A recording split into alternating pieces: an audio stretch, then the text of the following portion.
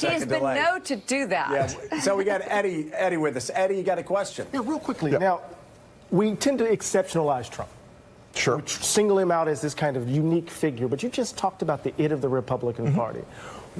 Give me more content. What's the soil of the Republican Party that made Trump possible? So you can be a never Trumper, but it seems to me you need to be a never that, too.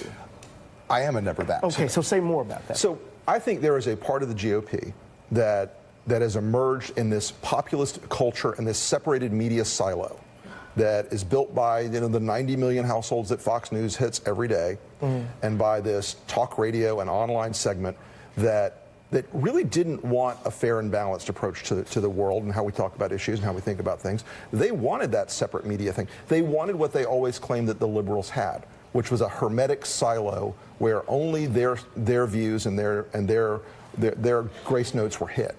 And I think that there is a deep underpinning of racial anxiety that informed a lot of Trump voters. And as I've said this before, not every single Trump voter is a racist, xenophobic jerk. Every single racist, xenophobic is a Trump voter. True.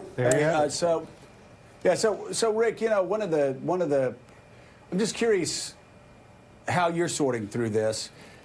Guys like you and me have spent our entire lives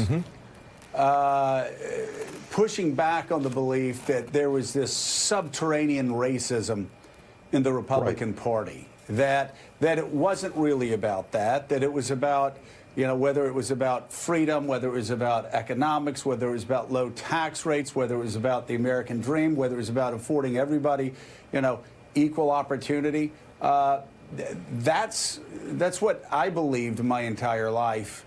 And it is, at least to me, it's been shocking and somewhat embarrassing just how wrong I was all along, that a huge chunk of the Republican Party was exactly what liberals have been accusing us of being for a very long time. Joe, it's a fight. Like you said, we've both pushed back on it for years and years and years, and said that's ridiculous, that's absurd. We can go back to Dwight D. Eisenhower, and we can go back to Richard Nixon.